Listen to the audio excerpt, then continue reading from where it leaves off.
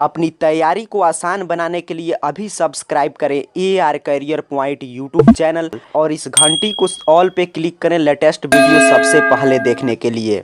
Matric board परीक्षा में objective प्रश्नों के बढ़ते हुए महत्व को देखते हुए हम लोग आपके सभी विषय के चैप्टर वाइज ऑब्जेक्टिव प्रश्नों की चर्चा कर रहे थे, लेकिन आज का ये वीडियो थोड़ा सा अलग है क्योंकि आज के इस वीडियो में हम लोग किसी एक चैप्टर से नहीं बल्कि आपके क्लास 10th के साइंस का जो एक महत्वपूर्ण सेगमेंट है जिसे आप फिजिक्स अर्थात की भौतिकी के नाम से जानते हैं, तो आपके भौतिकी के प्रथम जो भी 3-4 चैप्टर हैं अर्थात कि आपके लाइट और इलेक्ट्रिसिटी में जितने चैप्टर हैं उन सभी चैप्टर को मिलाकर जो महत्वपूर्ण ऑब्जेक्टिव प्रश्न है जिनके पूछे जाने की संभावना इस साल की बोर्ड परीक्षा में सबसे ज्यादा है, उन प्रश्नों को हम लोग क्विज के रूप में लेकर समझेंगे ताकि प्रत्येक प्रश्न को जवाब देने के लिए आपके पास पर्याप्त समय हो। एक एक प्रश्न का जवाब देने के लिए आप तैयार हो जाइए और जिस प्रश्न का भी आंसर आपको नहीं मालूम होगा तो जैसे ही क्विज समाप्त होगा एक एक प्रश्न को याद कर लीजिएगा जरूर, क्योंकि यहाँ से तमाम प्रश्न आएंगे इस साल की बोर्ड परीक्षा में। पहला नंबर प्रश्न आपसे कह रहा है कि सरल सूक्ष्मदर्शी में किसका उपयोग होता है, अर्थात कि जो सरल सूक्ष्मदर्शी है उसमें किसका उपयोग होता है। नीचे आपके पास ऑप्शन आ गए हैं। ऑप्शन ए है अवतल दर्पण, ऑप्शन बी आपसे कह रहा है अवतल लेंस और ऑप्शन सी है उत्तल दर्पण, वहीं पे ऑप्शन डी है उत्तल लेंस। आपका समय शुरू हो चुका है, फटाफट इसका आंसर देने का प्रयास कीजिए।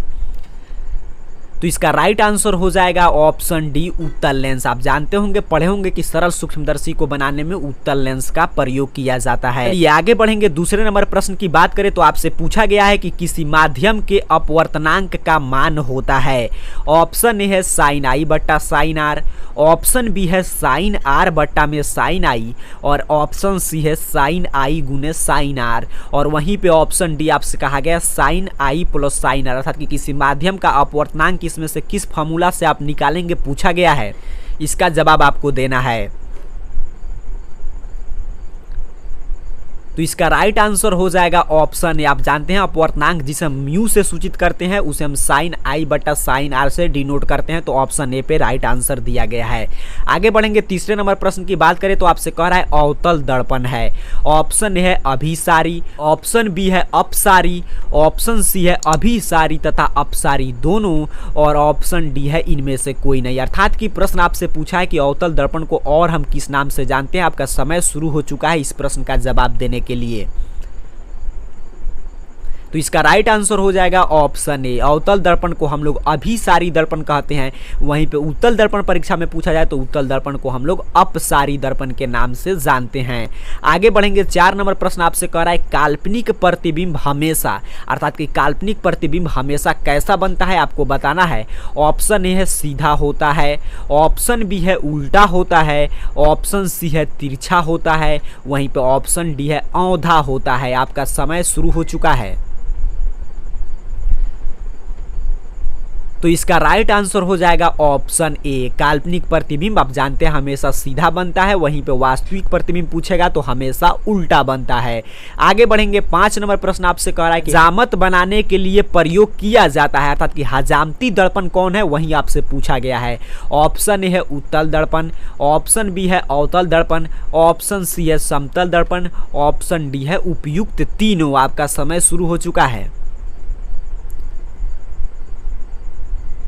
तो इसका राइट आंसर हो जाएगा ऑप्शन बी। आप जानते हैं अवतल दर्पण का उपयोग हम लोग हजामत बनाने में करते हैं, इसलिए इसे हजामती दर्पण के नाम से भी जाना जाता है। आगे बढ़ेंगे। 6 नंबर प्रश्न की बात करें तो कह रहा है स्पेक्ट्रम प्राप्त करने के लिए किसका उपयोग होता है। ऑप्शन ए है कांच की सीली, ऑप्शन बी है अवतल दर्पण, ऑप्शन सी है उत्तल लेंस और वहीं पे ऑप्शन डी है प्रिज्म। आपका समय शुरू हो चुका है।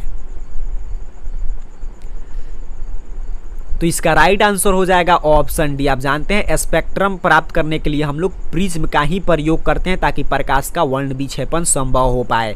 आगे बढ़ेंगे। 7 नंबर प्रश्न है कि जो नेत्र निकट की वस्तु की साफ नहीं देख सकता उस नेत्र में कौन सा दोष होता है पूछा गया है आपसे।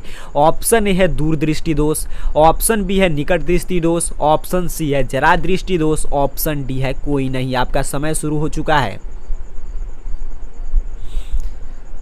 तो इसका राइट आंसर हो जाएगा ऑप्शन ये। आप जानते हैं जिस नेत्र से हम निकट की वस्तु को साफ नहीं देख सकते अर्थात कि सिर्फ दूर की वस्तु हमें दिखाई देती है, तो विज्ञान के भाषा में उसे हम बोलते हैं कि आपको दूरदृष्टि हुआ है। आगे बढ़ेंगे 8 नंबर प्रश्न की बात करेंगे। कह रहा है श्वेत प्रकाश में कितने वर्ण होते हैं? ऑप्शन ए है 3, ऑप्शन बी है 4, ऑप्शन सी है 5 और ऑप्शन डी है 7। आपका समय शुरू हो चुका है, बताना है श्वेत प्रकाश में कितने वर्ण होते हैं।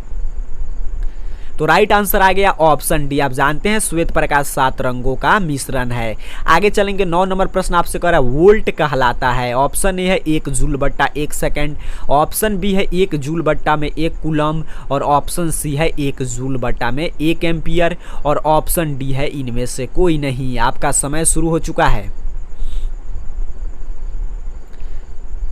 तो इसका राइट आंसर हो जाएगा ऑप्शन बी अर्थात कि 1 वोल्ट बराबर होता है आपका 1 जूल बटा में 1 कूलम या जूल बटा में कूलम और वोल्ट जानते हैं आप विभवांतर या विभव का एसआई मात्रक है।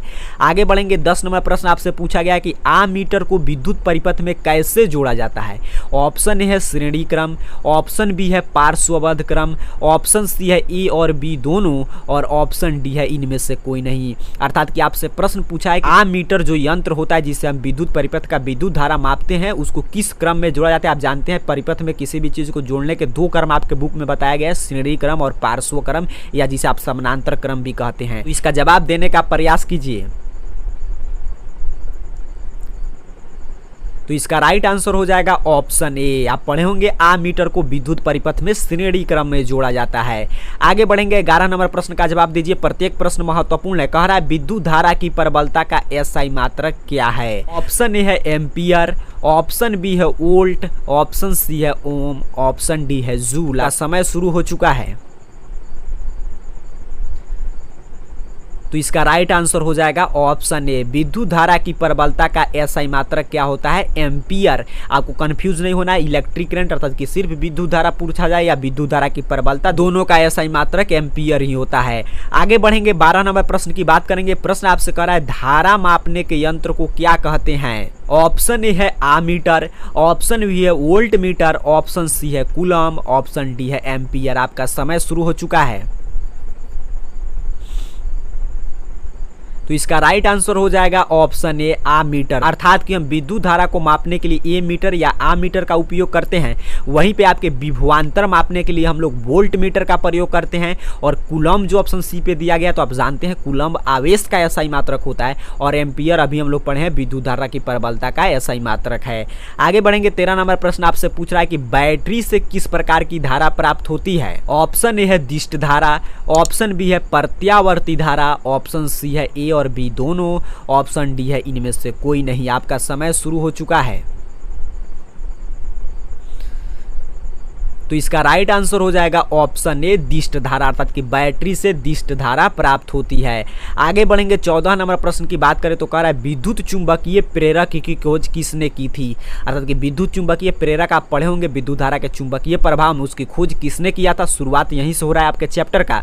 ऑप्शन ए है फैराडे ने, ऑप्शन बी है मैक्सवेल ने, ऑप्शन सी है एम्पियर ने, ऑप्शन डी है फ्लेमिंग ने। आपका समय शुरू हो चुका है।